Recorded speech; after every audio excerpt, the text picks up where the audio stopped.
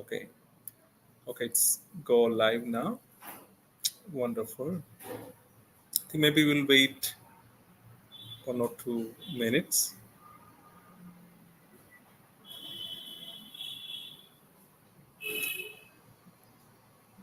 Okay, so let's get started. Welcome everyone and Happy New Year. My name is Briju Thangachan. I'm currently serving as the Executive Director of EdTech Society. And so today we have a very good masterclass session. So that later on, all the details you will be hearing soon. But I just want to take a minute to briefly talk about EdTech Society. Those who are new to the organization, very warm welcome. And so you will be receiving an email from the executive committee regarding the EdTech Society. And so we usually as an organization, our main goal is to make a public forum between the researchers and the practitioners. Okay, so this is a non-profit organization, and so every different programs that we have planned, so you will hear from our program committee chair, Dr. Sarika Chauhan. So you'll hear more about the different programs. So my duty is to just introduce EdTech Society. And so the EdTech Society, as I said, it's a non-profit professional organization who are working with the educational technology. So you can find more about the educational EdTech Society in our website, etsociety.org. And so please do check out. And also we do have a LinkedIn profile, a LinkedIn page, and also a WhatsApp group. So we have a general WhatsApp group for the EdTech Society, and also a LinkedIn page for the EdTech Society. So I would encourage you to go ahead and search, EdTech Society, get to let know more about the different updates from the EdTech Society. So today I don't want to take too much time, so I'm just going to hand over to our program committee chair, Dr. Sarika Chauhan. So she is the chairperson for the committee. So she will be introducing the speaker and will be taking some time to what are the activities that we have planned for the year 2024. And once again, welcome all of you. And Dr. Sarika, please take over from here. Thank you, Prajish sir. So good evening, everyone. A warm welcome to the inaugural Masterclass of the year 2024, which will be focusing on active learning strategies for computer science education in the ChatGPT era. I am Dr. Sarika Chauhan, the chair of the program committee at EdTech Society and a chief academic officer at Vidyalankar School of Information Technology, Mumbai. And it is truly my pleasure to be your host for this event. Our distinguished speaker for today, Dr. Prajish Prasad, is an assistant professor at Flem University, Pune. With a remarkable background in both industry and academia, his insights promise to reshape our approach to active learning. Dr. Prasad is a PhD holder from IIT Bombay and a former software developer in EdTech. Today, he will guide us through innovative strategies tailored for the dynamic world of computer science education. So, without further ado, let's dive into this journey of knowledge together. So, please join me in extending a warm welcome to the stage for our esteemed speaker, Dr. Prajish Prasad. Welcome, sir. Over to you. Thank you, Sarika, for that warm introduction. And good evening, everyone. Thank you for joining in for this session. And today I will be talking to you all about some strategies which you can try out in your computer science classes, and especially with the advent of generative AI technologies like ChatGPT. Right. So how should we as instructors, as educators, right, rethink the strategies we with which we use to teach in our classes? So That will be the focus of this session. So I really don't know how many people have joined in on YouTube Live, but uh, so I just wanted to get a sense about the audience who is attending the talk today. So if you have joined YouTube Live, I would like to know, what is your background? Like, what do you do professionally? Are you a CS faculty or a non-CS faculty, or are you a software professional, or maybe you might be an EdTech professional with or without a CS background, or a student, or if none of these, you can mention that also in the YouTube comment.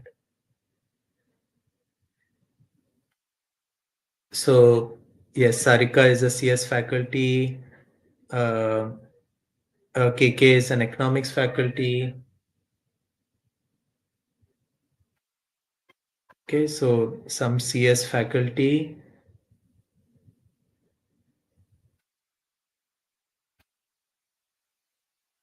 Right, we have a non-CS faculty who is a learning scientist. Nice.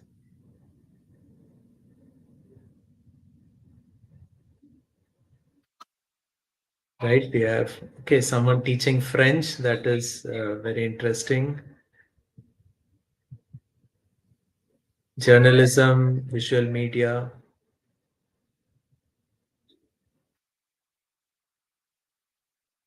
All right, so I see predominantly faculty, many CS faculty, but some non-CS faculty as well.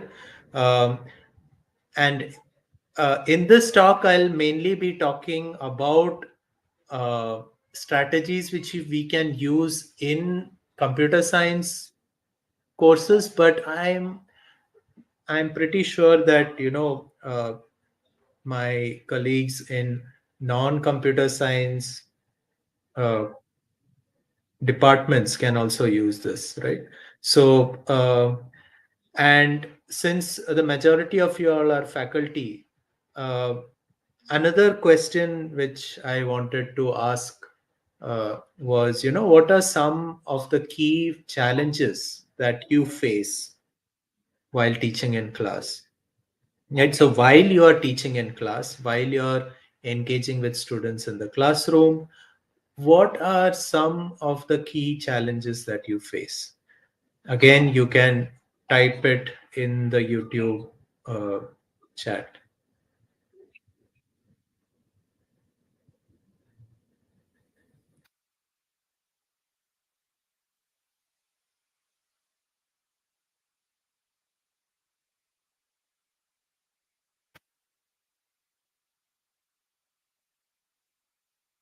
Okay, I'll wait for a few more seconds to see.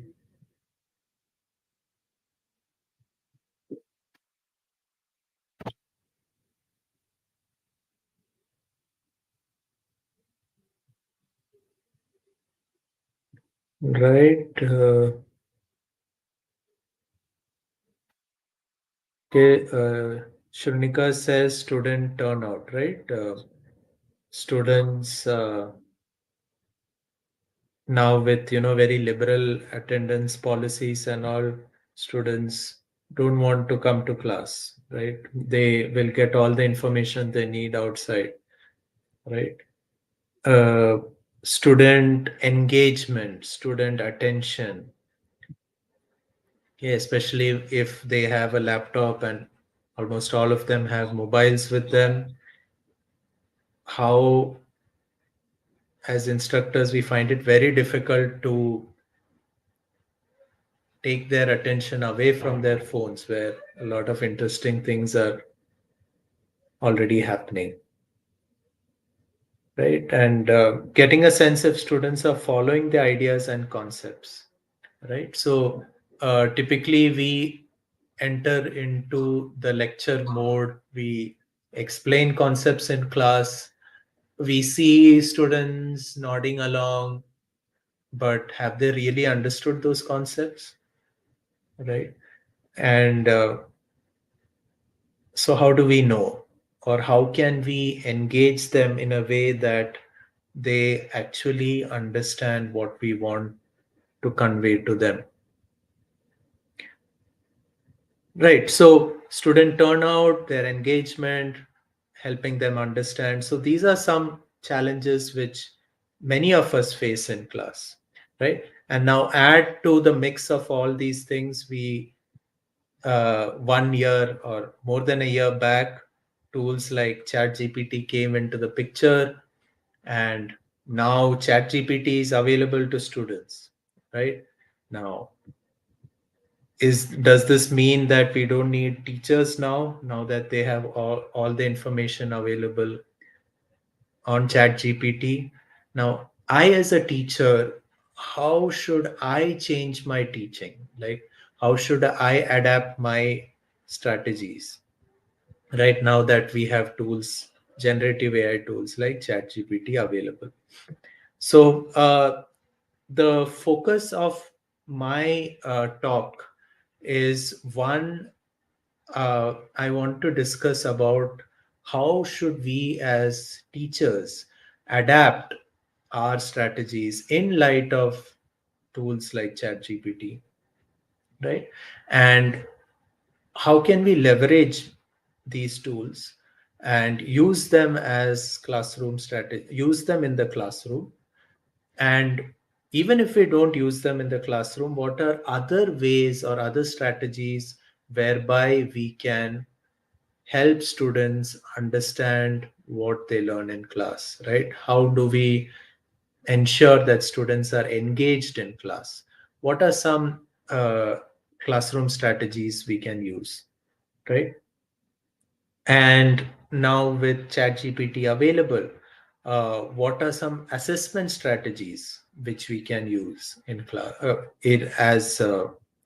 in CS courses? So from this talk, I'm going to focus on these three things, and let's look at the first one, right? Uh, Again, with tools like ChatGPT. So let's think about the time before ChatGPT. So even I, as an instructor, uh, programming questions as assignments was a very common thing which I used to send out or give to students, right? And these were graded, where I would give them questions and I would ask them to write code for these questions. And what I wanted students to do, and I believe some of them did, is go back home, read through the questions, try it out, think about the problem, try it out. They might not get it in the first attempt. Maybe do some basic Google search, talk to their friends, discuss, then debug. And as they do this, right, they're grappling with the content. They are grappling with key programming concepts which were taught in class. But now with ChatGPT available, they can directly copy the question onto ChatGPT, and ChatGPT will give them, in most cases, the exact solution, the correct solution, right? And students, if they have this tool available at their fingertips, they are most likely going to use it. And now, this is a challenge, right? We want, the purpose of these questions is to give, or is to enable students to grapple with the content, and through this process of solving these problems, they learn the concepts, right? And now with ChatGPT available, this process of programming, problem solving, right? It is being offloaded to a tool like ChatGPT, and essentially student learning is being hampered. So, what should our response be, right?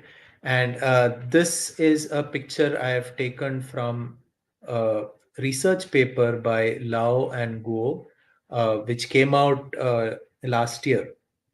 And they surveyed many CS instructors and asked them, how are you going to adapt your usage or your teaching strategies with the availability of AI coding tools, right? And most of the responses fell into two broad categories. One camp said, we will resist the use of AI coding tools, right? So we will continue teaching AI fundamentals, right? And there are several ethical and equity concerns. For example, ChatGPT, although it's free, but uh, there are better models for which you have to pay. So there are some equity concerns there. Not everyone has access to the best tools available, right? Some of them said they will create AI proof assignments. Some uh, resorted to paper, oral based exams, right?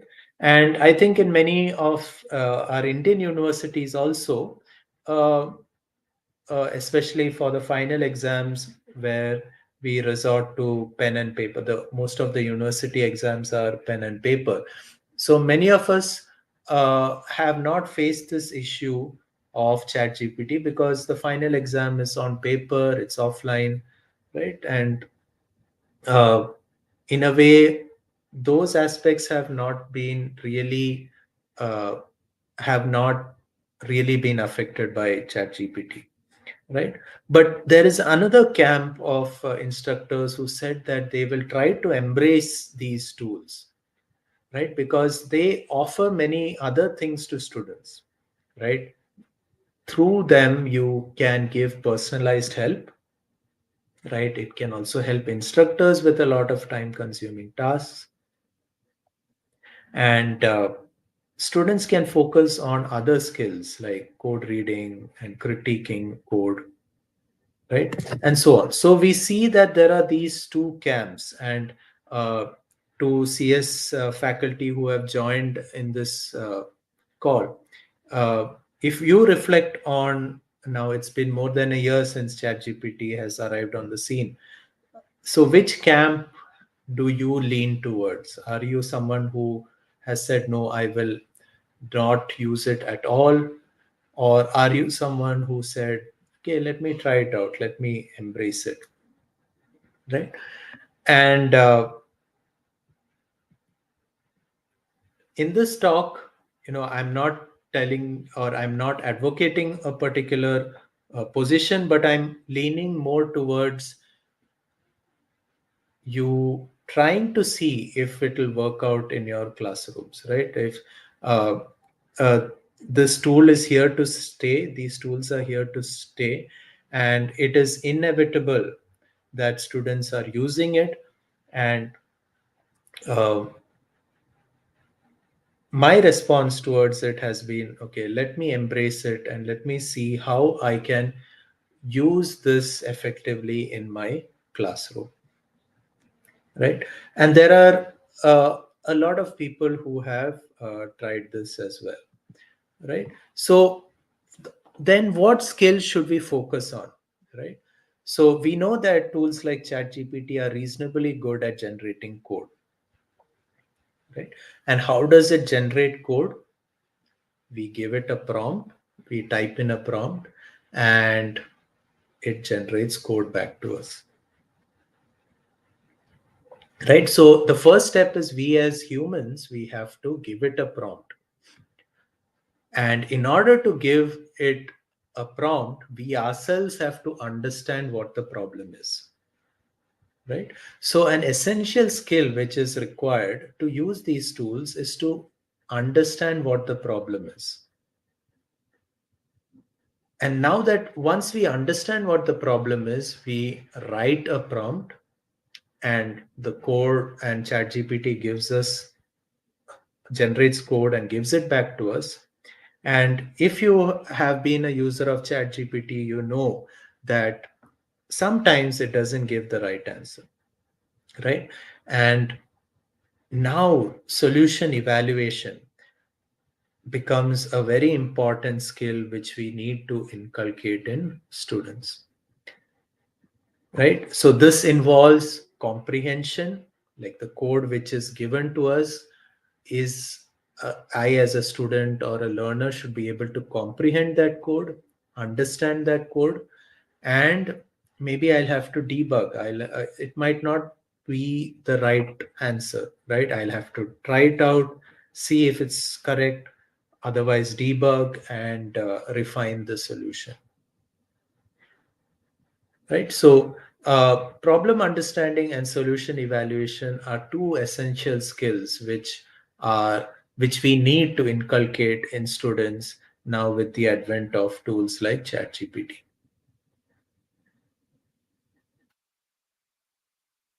And another point which I want you all to think about is tools like ChatGPT, at the end of the day, they are tools, right?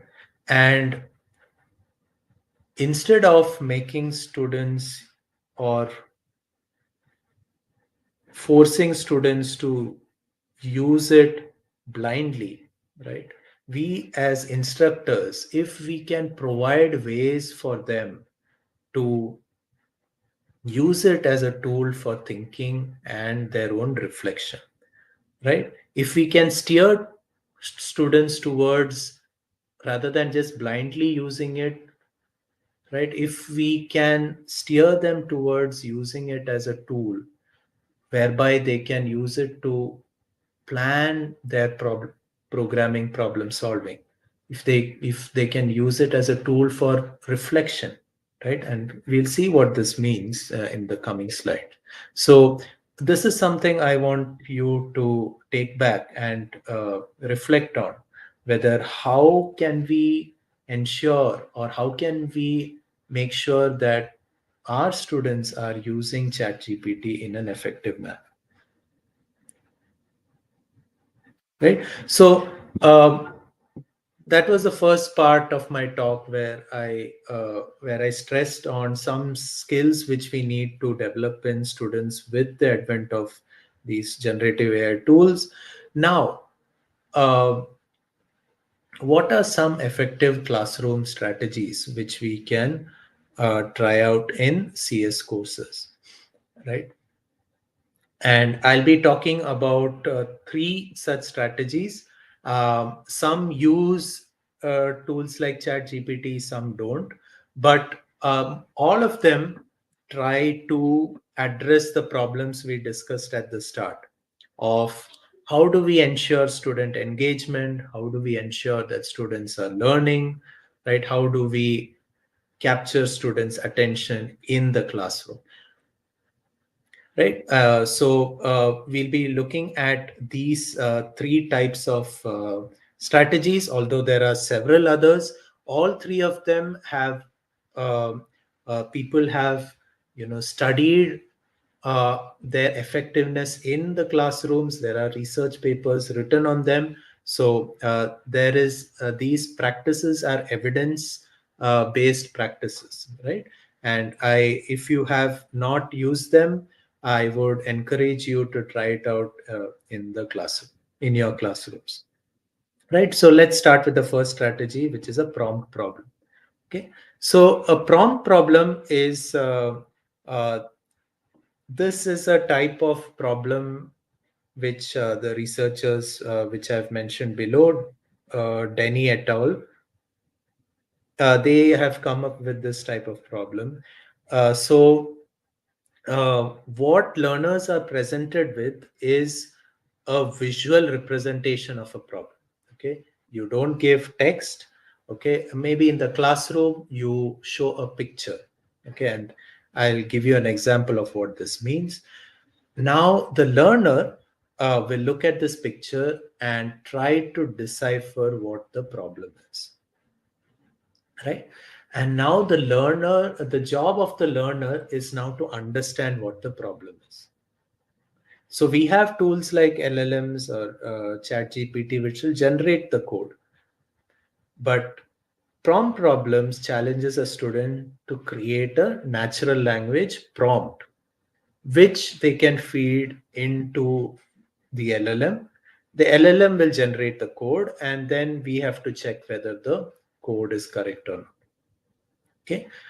So such problems, right, focus on the two things which I mentioned earlier. Problem understanding. Okay. As the learner tries to create a prompt, he or she is trying to understand what the problem is. And after the code is generated, is it passing the test cases? Is it correct?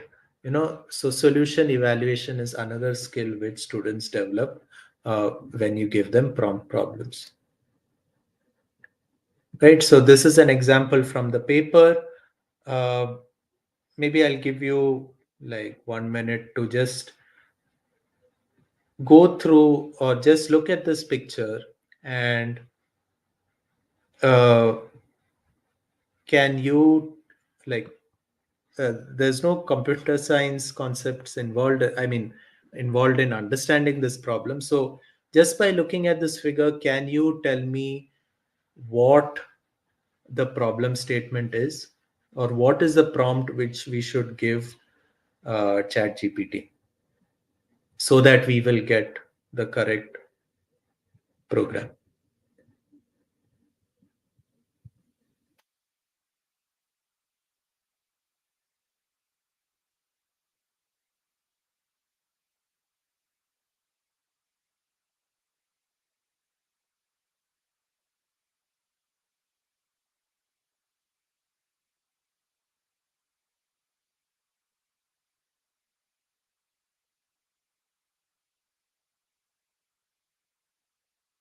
Okay, is there any obvious pattern which is emerging or which you are seeing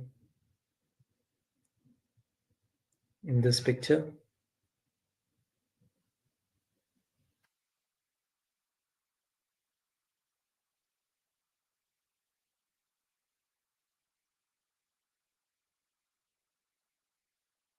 Okay, if there aren't any. Okay, so one answer which you have got is average of three numbers, right? Uh, yeah. So is it any three numbers, or is it choosing a specific set of three numbers? Right. So one prompt can be, we tell ChatGPT write a program which calculates the average of three numbers, and yeah, so it may be three randomly chosen numbers, right? But if you observe the pattern carefully, uh, it is discarding the smallest and the largest value in the given set of five numbers. So even here it's discarding the smallest and the largest and choosing the remaining three and calculating the average. Okay, so this is a very simple problem. So I gave this in my class as well, and some of them wrote a prompt saying choose any three random numbers and calculate the average. Okay, some of them said, discard the lowest and the largest value and calculate the average of the remaining three, right? But through this example, what we are trying to teach students is to, given a pattern or given a picture like this, how can you abstract out certain features of the problem, right? And design a prompt which you can then give to the give to a tool like ChatGPT. And then once you get it from ChatGPT, test it out, right? Run it on your system, see if it works for all use cases, for all test cases. And so such type of prompt problems are an effective way to help students understand a given problem, right?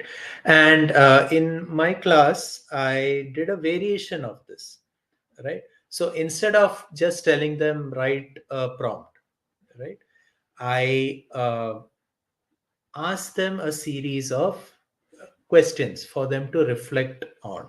Okay, so I don't know if this is clear uh, in the slide, but I asked them questions related to the problem context.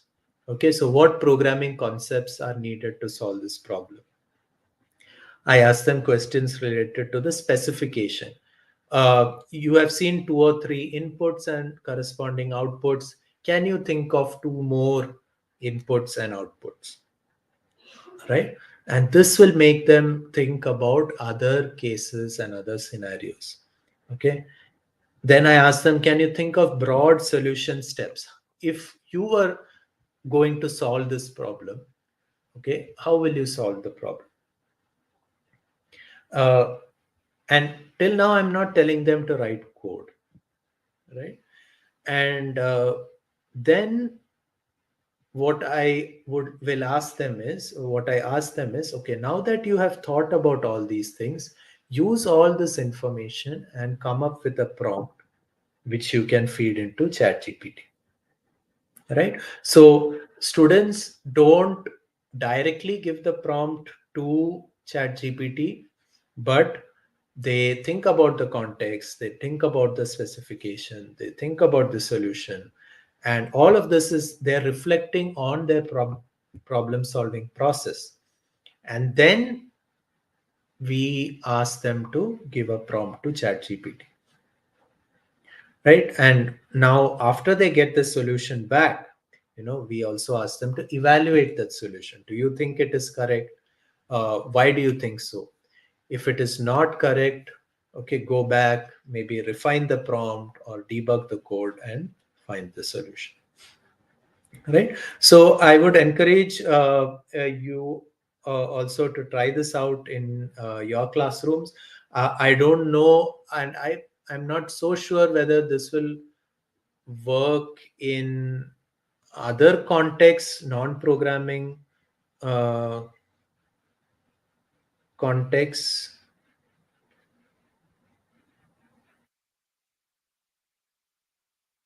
Right, so maybe we can take that up for discussion later on. Right, so yeah, so I hope there aren't any audio issues. Yeah, please let me know if there is. Okay. Now, one question I had was, when should we ideally use such type of prompt problems?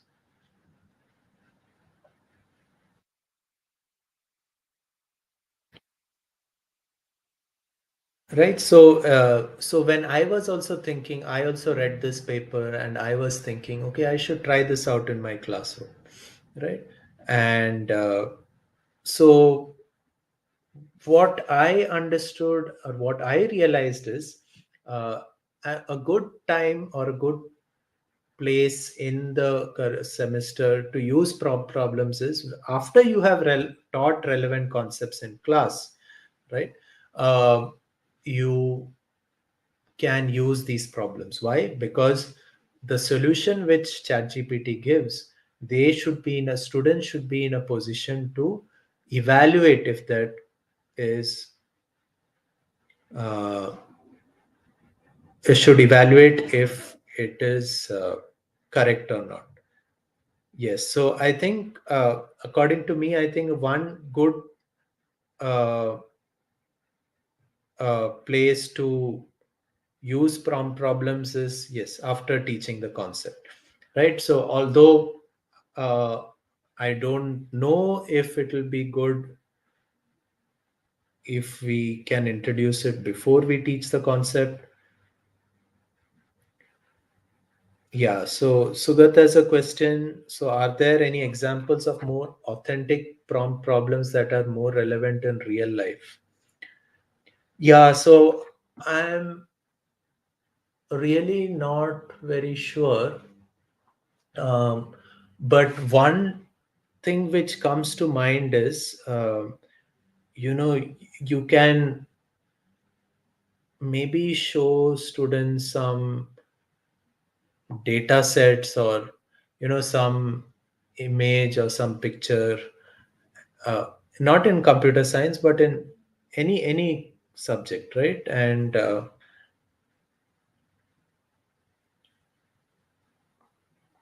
can we ask students to infer something from that picture and ask ChatGPT? Yeah, I don't know. I'm just thinking out loud, but that's a good question where I think we can take it up for discussion later on as well.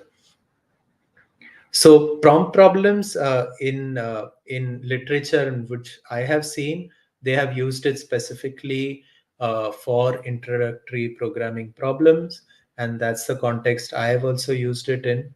But it's interesting to see, whether we can use it in other contexts for other types of problems, yeah, to teach different concepts. Yeah. All right, moving on. The second type of strategy, so we looked at prompt problems. Another type of strategy is peer instruction. Uh, I think many of you already know what peer instruction is, right? It is again a classroom strategy where you show a particular type of question, a well designed question. It's mostly multiple choice, right? And usually you teach the concept in class, right? And then you ask a question, an MC, mostly a multiple choice type question, which uh, is related to that concept. You ask students to vote individually. So since there are options available, like say 1, 2, 3, 4, you ask students to take a minute, vote individually, and by voting I mean they just using their fingers, they decide on, they commit to an answer. So if it's option one, they show 1 or 2 or 3 or 4, and then it's a time of peer discussion where they talk to their neighbor who is sitting next to them. They discuss. If both of them have different answers, they discuss with each other and they try to converge to an answer, right? So they have to converge. Either you have to convince the other person or you have to be convinced. And then the instructor does a revote again, and uh, it the the votes might converge to the right answer. Ideally you would want that the votes converge to the right answer, or if there is still a lot of variation, in either case you do a class discussion. You discuss on why this particular option is incorrect, why this is correct, and so on, right? So for example, this is a peer instruction question which I asked in class in the previous semester. And yeah, due to, I don't think we have enough time, so I won't ask you, I won't try doing a peer instruction here, right? But, and students really liked peer instruction, right? So what do you think, by looking at this example, what do you think are the benefits for instructors and students? Maybe quickly, if you can write whatever comes to your mind on the chat, then we can have a short discussion on that. So now that you have seen peer instruction, what are benefits for instructors and students?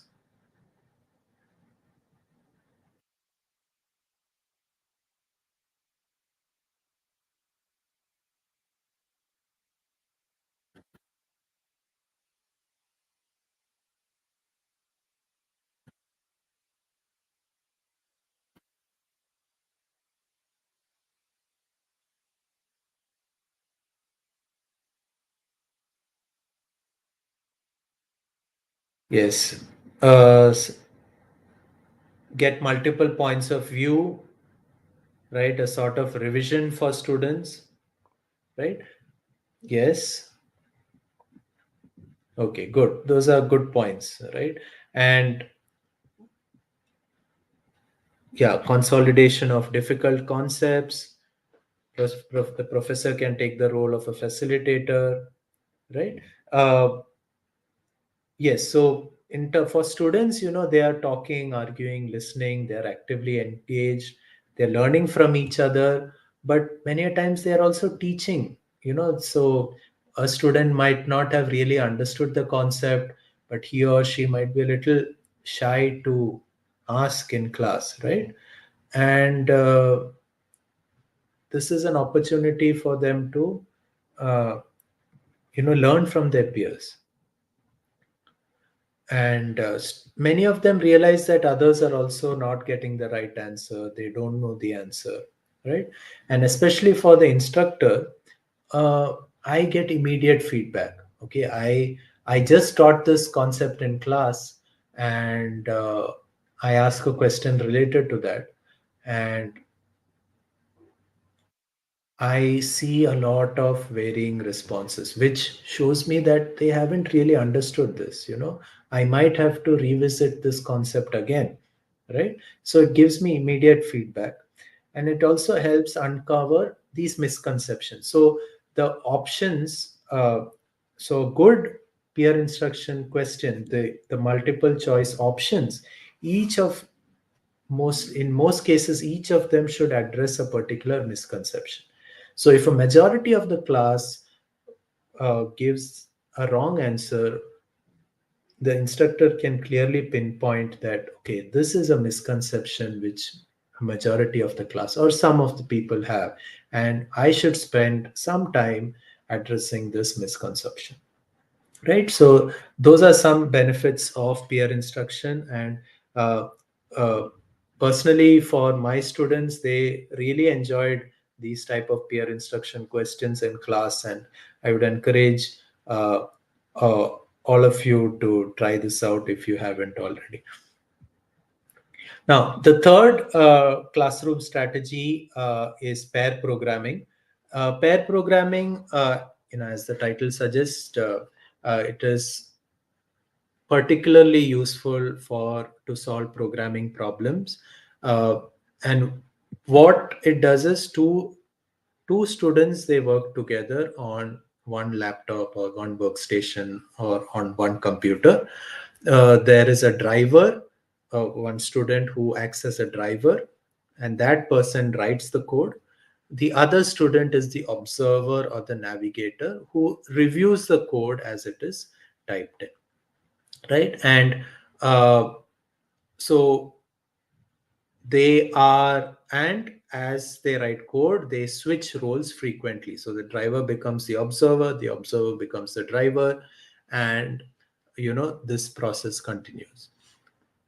And I found that students enjoy pair programming as well, right? And so this is one example which I gave in class last time. So we need not get into the details of it, but there are uh, some so there are like 5 functionalities which they have to implement. So what I told them is, okay, in for the first functionality, one of you is the driver. For the next one, you become the observer, and then the driver and the observer. Okay, so students, they are constantly shifting between typing and thinking and so on, right? And uh, this i I believe this can be tried out in any type of problem solving approach, right? But where some creation is involved, this can be, doing things in pairs is a great way to uh, you know help students, or engage students in class or in the lab, right? But in some cases things can go wrong as well, right? um, can you think of some ways in which things can go wrong? And I've seen this in my class as well.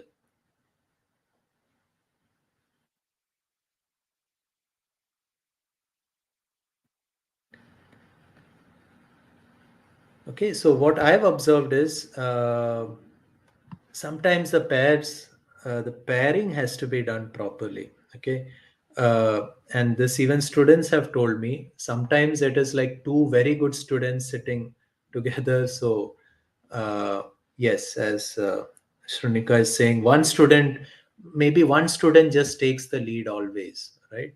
And the people who are shy, they often keep quiet. They say, okay, you do everything, right? I'll just observe. The other thing is, both there are two students who are a little, they've not understood the concepts. Both of them don't know how to solve the problem, right? And ideally you would want, someone to take the lead, right? And so as an instructor, if you are doing something like pair programming, go around the class, see how students are collaborating. If you feel the pairs have to be changed, right, do that. Okay, some dynamic pair allocation might have to be done, right? And solve doubts and queries if students are stuck, right? So this is another strategy which you can uh, try uh, in your labs and in the classroom. Okay, so we are running out of time, but so I won't take much time on the final part of my talk, which is what are some assessment strategies you can use for CS courses. And I'll just talk about two, although there are so many strategies which you can use, but especially for to develop skills in program comprehension and evaluation, right? To understand programs, right? So these are two strategies which you can use. One of them is known as Parsons problems. So the objective is simple. uh, if you see this code on the left, uh, the line numbers are mixed up. Okay, and the objective is to place the mixed up code blocks in the correct order, right? And again, uh, this is not a simple MCQ question, right? So on the one hand, you can give a MCQ question, a programming question, but that is a fairly, it's not a very difficult problem, right? But such problems like Parsons problems it is cognitively demanding, because and as demanding as actually writing code, and maybe even more, right? And this is a good type of problem which you can give students who have just learned programming, and maybe they might not be comfortable typing the entire program from scratch, right? But giving such problems and asking them to arrange it in the correct order can, so they don't have to worry about syntax and all of those things, but they can you know think about the logic of the code and arrange it in the right order, right? And this is one thing which you can try, as a paper based exam as well, right? Give them some Parsons problems, and based on how they arrange things also, you as an instructor, you will be able to identify some misconceptions which they may have.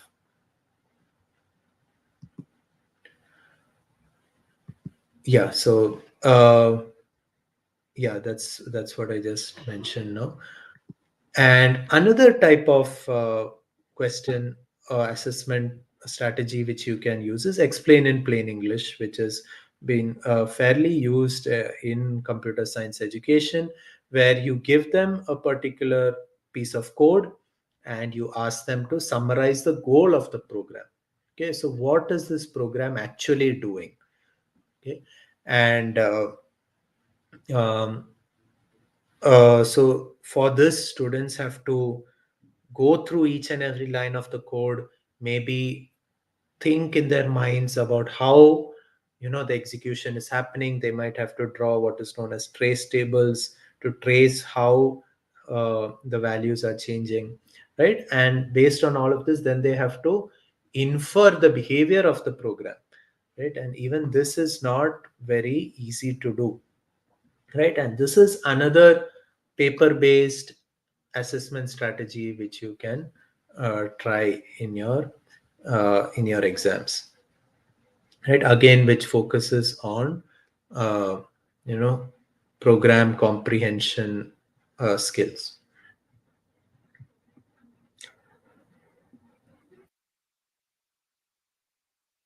Yeah, so I've come to the end of my talk. So I think the key takeaway, which I want all of you to go back with, is we, especially at this time, we need to adapt our teaching methods, our strategies, right? Especially with the advent of tools like ChatGPT, and in addition to code writing, we need to focus on essential skills like problem understanding, comprehension, and debugging, right? Because students have access to these tools. And is there a way in which we can leverage these tools and prompt students, to use them effectively, right? And we can do that through several classroom strategies, which I mentioned. Okay, these are just three, but there are many, and assessment strategies also, which focus on skills like program comprehension and debugging. So, if you would like to know more about these strategies, and if you and there are people who are doing research in developing such strategies, right? And I am also a computer science education researcher. I am also in trying to figure out new ways to teach computer science effectively. And uh, if you want to know more about computer science education, please visit my website, and there I've written a blog post on how one can get started with computing education research, what are resources you can use, and what are textbooks and papers which you can read. So if you are interested in the research aspects, please please feel free to go and visit my website. Yeah, that's it from my side. And yeah, if there's time for questions, uh, we can take questions.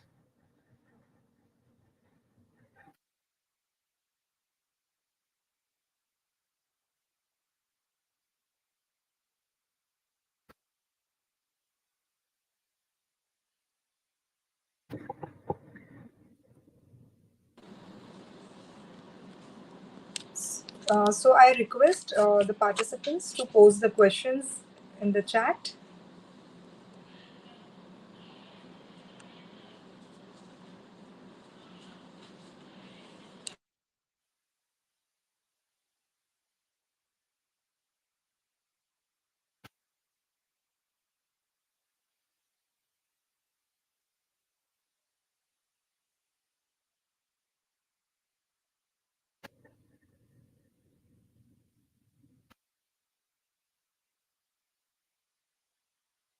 Yeah, Shrunika has a question. Can ChatGPT be integrated into traditional assessments that count towards the final grade? Yeah, that's a question which all of us have. Uh, I've tried something. Uh, yeah, I've tried something in my course, but so what I did was in a project. So I gave them a project, right? A group project where they can develop something. And I told them you can use ChatGPT, okay, with the condition that students maintain a very detailed log of how they have used it. And also I asked them to share the URLs of how they, or what questions they asked, or what prompts they gave. And for an instructor also, it was insightful to see, what type of prompts they gave her uh, for what reasons they use ChatGPT. They used it for debugging, to understand concepts. So, and uh, I figured that, they used it for effective learning, right? To learn, and and that's the goal, right? So I want them to use ChatGPT as a tool, which they can use for learning. And I believe in such cases, right, for maybe for a little, for slightly harder problems, for projects, I think we should uh, encourage students to use ChatGPT effectively, right? Not just blindly copy from it, but reflect on uh, uh, how they should use it effectively for their learning. So, in those aspects, I feel can be integrated into some of the assessments. Yeah, I hope, but yeah, I personally don't feel that we should use it in, you know, quizzes or assignments where they can directly copy and paste it, because then you're not actually measuring how much they know. Uh, so Dr. Bhumika Shah is asking, how do we handle large student masses, right? So peer instruction is a very effective way to ensure students are learning. So uh, there are videos on YouTube also where many professors have used it in the classroom, right? Where large number of students, like I think 100 plus students, where Professor Dr. Eric Mazur from Harvard University, so he has used this in large classrooms. And uh, uh, so any active learning strategy, where students are discussing with each other, with their peers, uh, they are actively doing something in the class, right? These strategies can ensure that, learning is happening with the majority of students in class.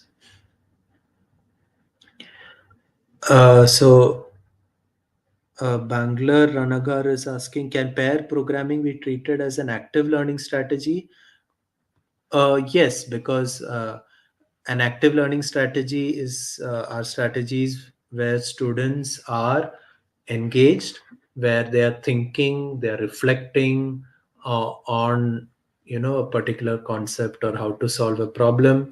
And I think in pair programming, that's what is happening, right? So two students are jointly trying to solve a particular goal, right? It can be a program, it can be the to write the solution for a problem. They are discussing, they are thinking about what steps they should take to solve the problem. Okay, one person is suggesting something, there are disagreements, all of those things, right? So I believe it is an active learning strategy. Debayan is asking, can you say the broad differences of teaching methodologies of computer science education and other branches? Yeah, so broadly, like computer science education also draws a lot of things from diverse fields like psychology, from education, from general education theories as well, right? So uh, um, it's not that these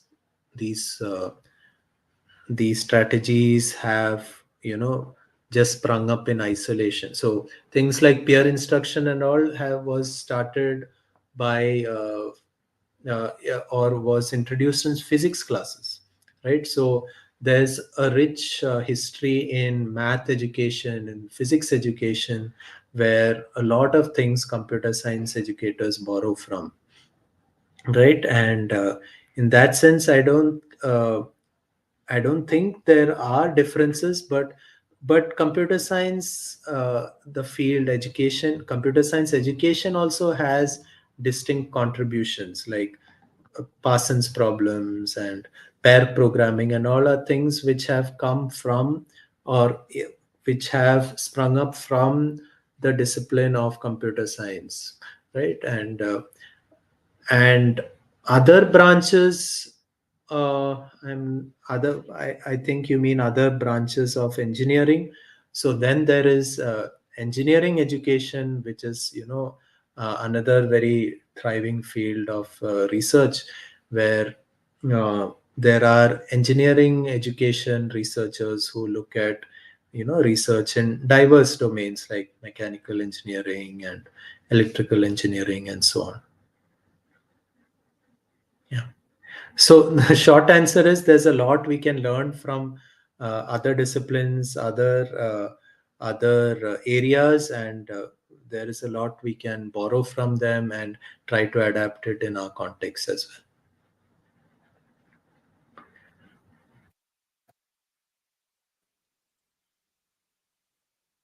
Okay, so I think you have answered almost all the questions, Dr. Prajish.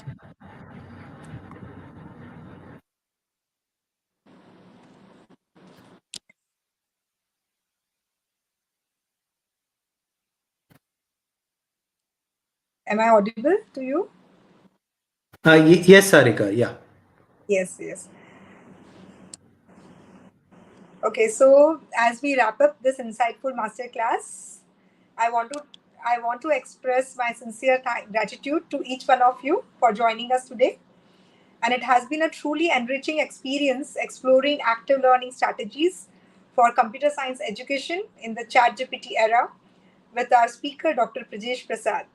So, thank you, Dr. Prajesh, for accepting our invite and for sharing your valuable insight and expertise with us.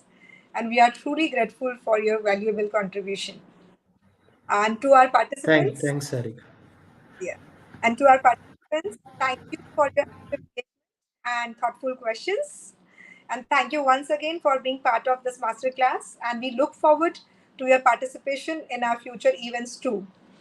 And I wanted to make announcement for our upcoming events. So this is our next masterclass on mastering the tech track, understanding learning processes by Anvanshna Srivastava, who is a visiting assistant professor at IIT Kanpur, which is scheduled on 10th February at 6 p.m. And our next event is an in focus interview with Sridhar Shukla, the co-founder and the chairman of K Point Technologies, which is scheduled on 31st January at 6 p.m. So we'll be sharing the registration details for these events soon on our website and social media. So kindly register for the same. One important announcement for all the participants: you need to attempt the quiz and to fill the evaluation or the feedback form, which will be available in your EdTech Society dashboard after you log into your EdTech account to get the certificate for this masterclass. So thank you once again for being part of this enriching experience. Thank you, everyone.